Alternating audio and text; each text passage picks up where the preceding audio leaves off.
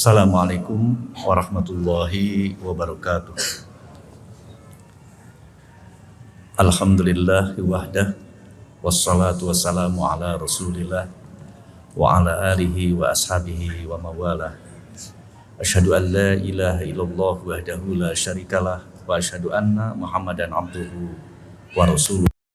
Bapak-bapak dan ibu-ibu serta anak-anakku yang dirahmati Allah Subhanahu wa taala. Alhamdulillah, tiada henti-hentinya kita memuji dan bersyukur kehadirat Allah Subhanahu wa taala. Pada siang ini kita dapat hadir di masjid kebanggaan kita, di masjid yang membuat kita nyaman, tentram, dan barusan kita bersama-sama menikmati sholat zuhur secara berjamaah, dan kita memohon kehadirat Allah Subhanahu wa taala. Mudah-mudahan sholat yang telah kita lakukan barusan, khususnya di Masjid Al-Jabbar ini, Allah menjadikannya sholat kita sebagai amalan sholihan, amalan mutakabbalan, sholat yang diterima oleh Allah Subhanahu wa ta'ala. Bapak-bapak dan ibu-ibu yang dirahmati Allah Subhanahu wa ta'ala, hari ini adalah baru hari yang ketiga di tahun baru 2024. Karenanya mumpung masih kita punya semangat, dan mari kita kobarkan terus semangat kita supaya tahun 2024 itu menjadi tahun yang dapat memberikan makna dalam kehidupan kita. Kita jadikan tahun baru ini adalah sebagai jalan kita untuk mendapatkan kebahagiaan, kesejahteraan, dan keberkahan dari Allah Subhanahu wa ta'ala. Salah satu yang membuat kita bisa bahagia di dunia bahkan sampai ke akhirat itu adalah yakni manakala kita punya keluarga yang sakinah, mawaddah, warahmah. Keluarga sakinah, mawaddah, warahmah itu adalah keluarga yang rukun, damai, sejahtera, bahagia, ada dalam ridho dan naungan Allah Subhanahu wa ta'ala. Pertanyaannya adalah bagaimana supaya kita bisa meraih keluarga yang sakinah, mawaddah, warahmah. Sebab keluarga ini adalah merupakan pondasi utama untuk mewujudkan baldah thayyibah warabun ghafur. Pondasi utama di dalam menguatkan, meneguhkan negara kita menjadi negara yang kuat, negara yang maju, negara yang berdaulat, serta menjadi negara yang baldah thayyibah warabun ghafur. Dari mana awalnya? Semuanya itu adalah berangkat dari keluarga. Karenanya dalam kesempatan ini adalah sekarang ayo kita bersama-sama membangun semangat untuk mewujudkan keluarga yang rukun, bahagia, damai, dan senantiasa ada dalam ridho dan naungan Allah Subhanahu wa ta'ala. Maka kita sebagai umat Islam sudah punya banyak sekali profil keluarga sukses, di mana dari keluarga sukses itu adalah melahirkan sebuah negara yang sukses. Di antara keluarga yang akan kita jadikan sebagai profil, sebagai uswah hasanah itu adalah selain dari Nabi Muhammad SAW, tentu ada orang yang di bawah Nabi Muhammad SAW, yaitu sahabat Nabi yang bernama Ali bin Abi Thalib karamallahu wajhah. Ali adalah salah seorang sahabat Nabi, salah seorang hamba Allah Subhanahu wa ta'ala yang sudah dijamin oleh Rasulullah SAW yang akan menjadi penghuni surga Firdaus. Ali bin Abi Thalib adalah seorang ayah dari anak-anak, dan Ali bin Abi Thalib adalah seorang suami dari istri yang bernama Siti Fatimah Az-Zahra, putri Rasulullah Muhammad SAW. Nah, salah satu yang ingin saya sampaikan dan ingin saya angkat pada renungan kita ba'da sholat duhur di Masjid Al-Jabbar ini adalah mari kita mencermati apa yang pernah dipinta oleh Ali bin Abi Thalib karamallahu wajhah kepada Rasulullah Muhammad SAW. Dan itu kita bisa temukan nasihat-nasihat Rasulullah itu di dalam sebuah buku kecil yang berjudul Wasiatul Mustafa ala Ali bin Abi Thalibin karamallahu wajah. Nasihat-nasihat Rasul yang agung, Rasul pilihan Muhammad SAW kepada Ali bin Abi Thalib. Di antaranya salah satu nasihat yang disampaikan kepada Rasulullah ketika Ali bin Abi Thalib bertanya kepada Rasulullah, "Ausini ya Rasulullah, nasihati aku ya Rasulullah supaya aku bisa hidup rukun, bahagia, damai, serta bisa mencerahkan dan memberikan manfaat bagi kehidupan dengan putrimu Siti Fatimah Az-Zahra." Maka Rasulullah SAW menjawab, menyampaikan nasihat yang termaktub di dalam kitab kecil itu. Apa nasihat Rasulullah? Ya Ali, ya, lis-sa'idi salatu alamatin. Ali, jika engkau ingin hidup bahagia dengan putriku, jika engkau ingin hidup damai dengan cucu-cucuku, jika engkau ingin hidup tentram, damai, rukun dengan orang-orang di sekelilingmu, maka perhatikanlah 3 pilar yang akan membuat engkau bisa bahagia, sejahtera, tenang, damai, dan ada dalam naungan Allah Subhanahu wa Ta'ala. Apa pesan Rasulullah itu? Yang pertama, kata Rasulullah, jika engkau ya Ali ingin hidup sakinah mawaddah warahmah, yang pertama adalah kutun halalun.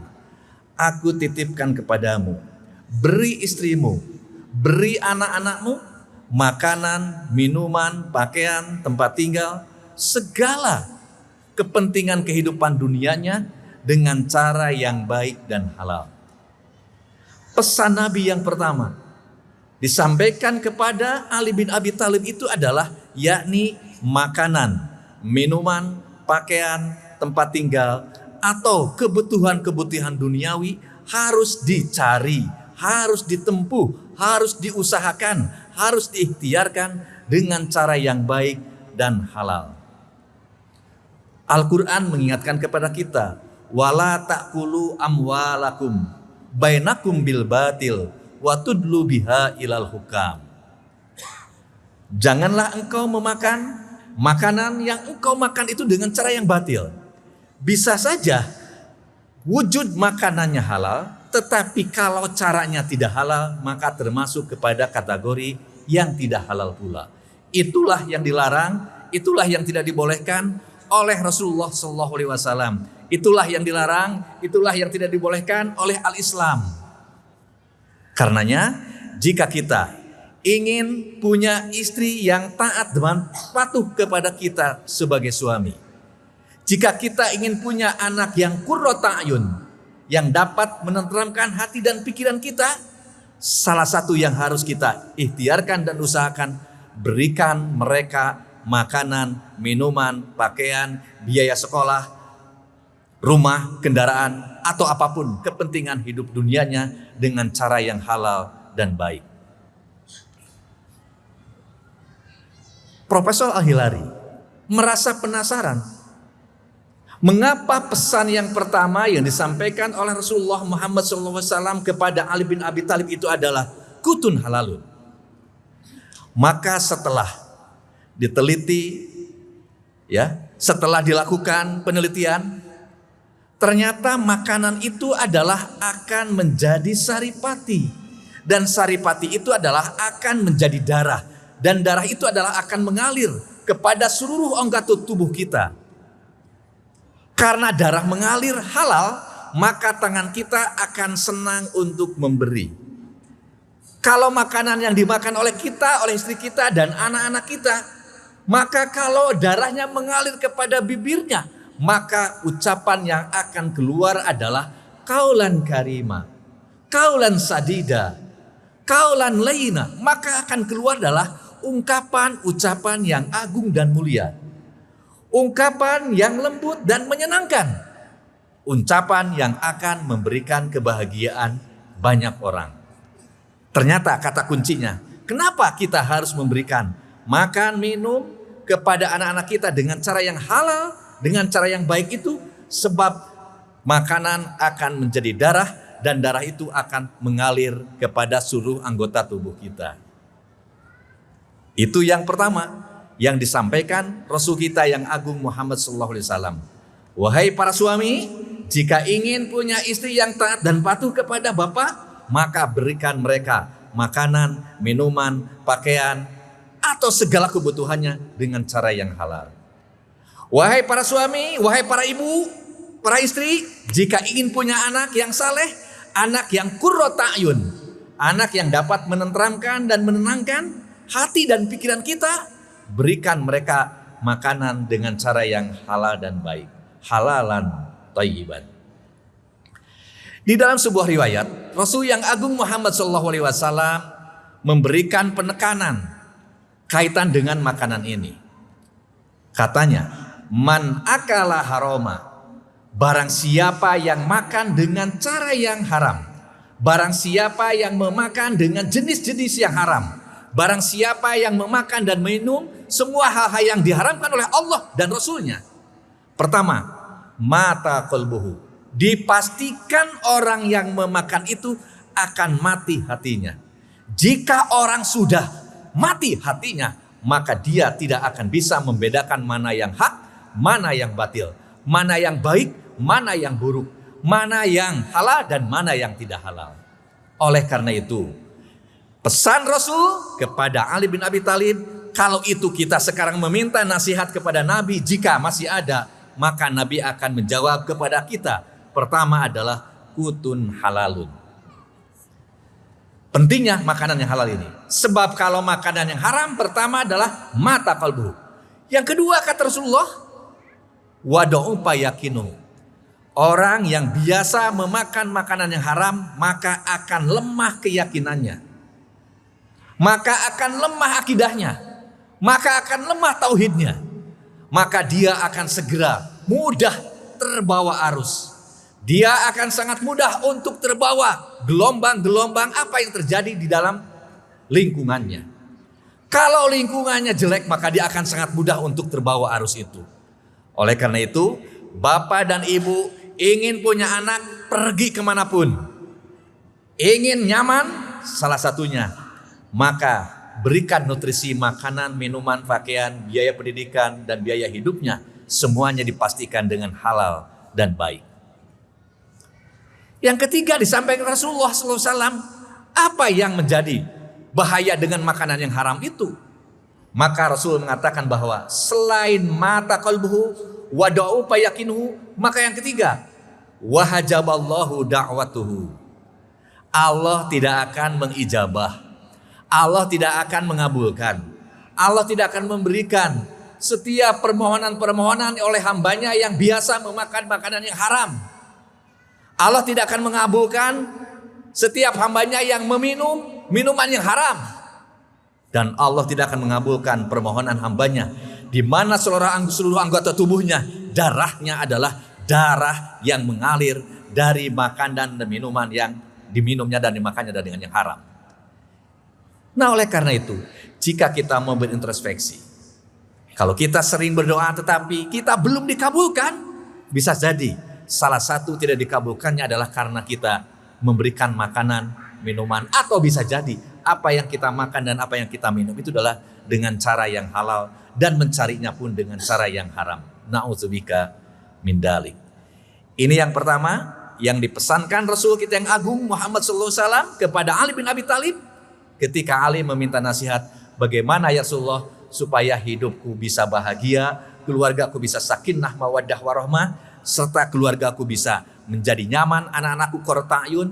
Maka yang pertama disampaikan Rasul adalah kutun halalun.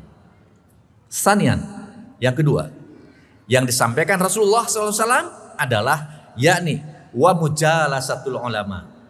Ali, jika engkau ingin hidup bahagia, jika engkau ingin hidup tenang, jika engkau ingin hidup damai, dan jika engkau ingin mendapatkan ridho dan ampunan Allah Subhanahu wa taala, biasakan berinteraksi, bergaul, bersahabat dengan orang-orang yang berilmu. Sebab sahabat itu adalah orang yang paling dekat untuk mempengaruhi apa yang kita lakukan. Jika sahabatnya berilmu, maka ketika kita melakukan suatu amalan yang bertentangan dengan ilmu pengetahuan, yang bertentangan dengan ajaran agama, maka mereka akan mengingatkan kepada kita. Tetapi sebaliknya, walaupun kita termasuk orang yang baik, tetapi kalau bergaul dengan orang-orang yang jahat, maka bisa jadi kita akan terbawa arus dengan sikap perilaku mereka. Rasul yang agung Muhammad SAW pernah mengumpamakan yang sangat indah. Ya, sahabat yang saleh itu adalah seperti kita main dengan orang pandai. Paling tidak minimal karena percikannya. Ya, sahabat yang baik kita adalah seperti sahabat yang saleh itu adalah diumpamakan Rasulullah adalah seperti orang yang jualan minyak wangi. Walaupun kita tidak memakainya karena berbarengan dengan orang yang jualan minyak wangi, paling tidak adalah akan terbawa harumnya dengan wangi bunga itu. Sebaliknya jika kita bergaul dengan sahabat yang jahat, yang panas, seperti diibaratkan dengan tukang pandai itu, paling juga adalah kita adalah kena percikannya. Oleh karena itu, di dalam mengawali tahun 2024 ini, supaya kita hidup bisa tenang, damai, tentram, bahagia, serta ada dalam naungan ridho Allah Subhanahu wa Ta'ala, maka hati-hatilah kita bergaul, bersahabat, berinteraksi. Dengan siapa kita berkawan, dengan siapa kita bersahabat. Sebab sahabat itu adalah akan memberikan pengaruh paling tidak di dalam mindset, cara pandang berpikir kita, dalam sikap dan perilaku kita. Sebab kalau kita bergaul dengan orang baik, minimal oleh orang dipandang dengan siapa Anda bergaul. Dengan si fulan, oh si fulan adalah orang yang soleh. Paling tidak orang percaya dengan pergaulan seperti itu. Itu yang kedua. Yang ketiga, yang ingin saya sampaikan, apa yang disampaikan Rasul kita yang agung Muhammad SAW kepada Ali bin Abi Thalib, supaya bisa mewujudkan keluarga yang sakinah, mawaddah, warahmah itu, kata Rasul adalah wassalawatul khamsi ma'al imam. Biasakan Ali hidupmu, ya, biasakan Ali kemanapun kamu, ya, biasakan saat engkau berkumpul dengan keluarga, ada waktu-waktu untuk sholat yang 5 waktu bersama imam. Artinya, jika kita ingin hidup bahagia, tenang, damai dalam ridho Allah Subhanahu wa Ta'ala, maka pada saat kita melaksanakan sholat, laksanakan sholat dengan imam. Sehingga Nabi yang agung Muhammad SAW membedakan sholat munfarid dengan sholat jamaah. Dari sisi pahala saja sudah berbeda. Sholat jamaah bisab'i wa isrina darajat. Kita akan mendapatkan 27 derajat. Karenanya, biasakan bangun, buat rencana dengan keluarga kita, istri kita, anak-anak kita sebagai imam, maka sekali-kali menjadi imam dalam sholat.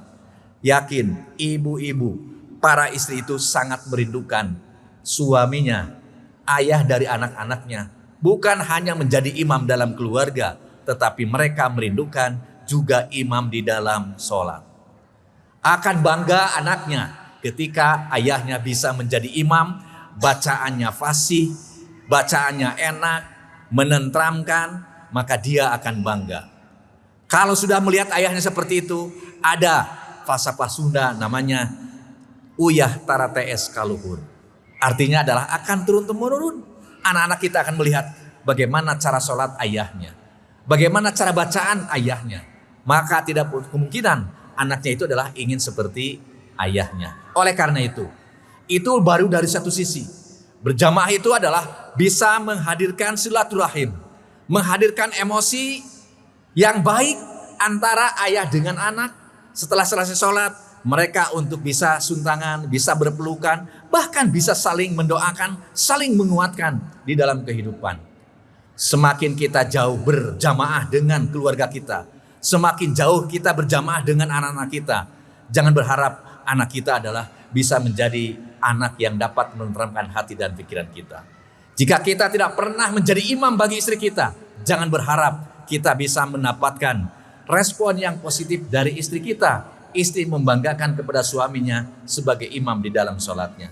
Oleh karena itu yang ketiga titip, biasakan dari 5 waktu itu adalah ada 1 atau 2 waktu sholat berjamaah dengan istri dan anak kita. Dan untuk menunjukkan bahwa kita adalah bukan hanya imam dalam keluarga, tetapi imam dalam sholat. Yang diharapkannya nanti adalah bisa menjadi imam di dalam surga bersama-sama seperti yang digambarkan dalam Quran surat Az-Zukhruf ayat 70, udkhulul jannata antum wa azwajukum tuhbarun. Masuklah kamu wahai imam, wahai ayah beserta anak-anak. Masuklah kamu wahai suami beserta istri dengan penuh gembira dan bahagia. Itulah yang digambarkan dalam Quran surat Az-Zukhruf. Bapak, Ibu hadirin yang dirahmati Allah Subhanahu wa taala, pendek kata renungan kita, mari kita bulatkan tekad kita mengisi 2024. Keluarga kita adalah harus menjadi keluarga yang hebat, keluarga yang tangguh, keluarga yang kuat, keluarga yang damai, keluarga yang tentram. Sebab tantangan kita ke depan lebih berat lagi dibandingkan dengan tahun 2023. Syaratnya satu, yakni hati-hati saat kita memberikan nafkah kepada istri dan anak-anak kita. Berikan mereka dengan nafkah yang halal dan thayyib. Yang kedua, maka carilah sahabat, teman, baik untuk kita, untuk anak kita dan istri kita, dengan siapa mereka bersahabat. Sebab sahabat adalah akan memberikan pengaruh di dalam kehidupannya. Yang ketiga, maka biasakan untuk sholat berjamaah, meskipun harus di rumah. Jika tidak sempat ke masjid, meskipun di rumah, maka dengan istri dan anak kita melaksanakan sholat berjamaah. Jika tiga hal ini kita lakukan, insya Allah kita akan menjadi keluarga Ali yang baru yang lahir di era tahun ini. Itu saja yang dapat saya sampaikan dalam kesempatan ini. Kurang dan lebihnya mohon maaf. Terima kasih atas perhatiannya. Nasrun minallah wa fathun qarib wa basyiril mu'minin. Assalamualaikum warahmatullahi wabarakatuh.